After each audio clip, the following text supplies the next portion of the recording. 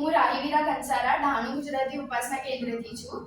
આજ સુધી મારા ઘણા અનુભવ એવા આવ્યા છે. નાનપણથી હું બાપુ પાસે જોડાયેલી છું. નાનપણથી હમણાં સુધી ઘણા એવા અનુભવ આવ્યા છે, પણ આજે એક અનુભવ હું તમને શેર કરવા માંગુ છું. મારું આ 2018ની વાત છે. મારા 12th બોર્ડ એક્ઝામ્સ ચાલતા હતા, થિયરી એક્ઝામ્સ ચાલતા હતા. અને જો આપણને ખબર છે 12થની એક્ઝામ એટલે એક એક્ઝામ હોય, 2 દિવસની છુટ્ટી હોય ને પછી બીજું પેપર હોય. તો એવી રીતે છુટ્ટીનો દિવસ હતો અને નેક્સ્ટ ડે મારી એક્ઝામ હતી. તો સવારે હું ઉઠી, છુટ્ટીના દિવસે હું સવારે ઉઠી અને સ્ટડી કરવા બેસી ગઈ. બપોર સુધી મેં સ્ટડી કરી અને પછી બપોરે થોડું ટેન્શન આવવા લાગ્યું કે હવે કેમ કે બીજા દિવસે એક્ઝામ હતું તો હું કંઈ ભૂલી તો નહીં જાઉં, કેવા ટાઈપના ક્વેશ્ચન્સ આવશે, એવી રીતના થોડું વિચાર કરીને મને ટેન્શન આવવા લાગ્યું. એટલામાં લંચ ટાઈમ થયો તો 1-2 વાગેલા. તો મમ્મીએ જમવા બોલાવ્યું, જમી અને પછી મમ્મીએ કીધું કે તું થોડું સૂઈ જા, તને ટેન્શન આવતું છે, થોડું સૂઈ જશે તો થોડું રિલેક્સ થઈ જશે.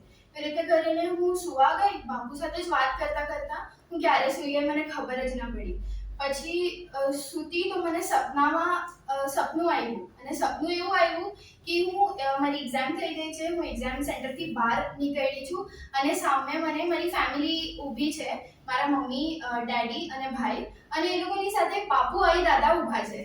તો બાપુ આઈ દાદાને જોઈને હું એકદમ ખુશ થઈ ગઈ. તો હું ફટાફટ ભાગતી ગઈ અને બાપુ આઈ દાદાના દર્શન કર્યા, એમના ચરણ સ્પર્શ કર્યા અને ચરણ સ્પર્શ કર્યા. અને પછી એ લોકોનું ડિસ્કશન એવું ચાલતું હતું કે હવે આપણે કશે ફરવા જવાનું. મારી એક્ઝામ પતી ગઈ તો હવે આપણે કશે ફરવા જવાનું. તો ક્યાં જવાનું, અહીંયા જવાનું, ત્યાં જવાનું, એવી રીતના બધું અલગ અલગ ડિસ્કશન્સ ચાલતા હતા.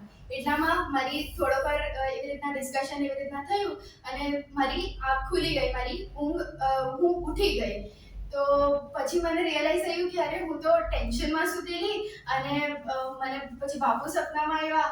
આવી રીતના મને એકદમ મારું માઇન્ડ ફ્રેશ કરી નાખ્યું બાપુએ. એના પછી હું એકદમ મારામાં પાછી એનર્જી આવી ગઈ. હું સારી રીતે સ્ટડી કરી શકી, એકદમ ફ્રેશ થઈ ગઈ, સારી રીતે સ્ટડી કરી શકી અને બાપુ આઈ દાદાના ચરણ સ્પર્શ થયેલા તો મારી એક્ઝામ કેવી રીતે ખરાબ થવાની. મારી એક્ઝામ બહુ જ મસ્ત ગઈ, મારું રિઝલ્ટ પણ બહુ જ મસ્ત આવ્યું. તો હું આ જ કહેવા માંગુ છું કે આપણે આપણા લો ફેઝમાં આપણાને કેવી રીતે એનર્જાઇઝ કરવાનું, આપણાને પાછું કેવી રીતના બૂસ્ટઅપ કરવાનું, એ ખાલી ને ખાલી બાપુને જ ખબર છે. એની ચાવી ખાલી બાપુ પાસે જ છે. આમાં હું મીનાબાઈના અભંગનું એક લાઈન એડ કરવા માંગીશ. સ્વપ્નામધુની મિત્ર લાડકા, જીવન સાથીદાર. આ બાપુ જ આપણા જીવનનો ખરો મિત્ર અને ખરો સાથીદાર છે. અંબદ્ય dad, love you so much. Hariom Shriram. અંબદ્ય નાથ સંવેદ.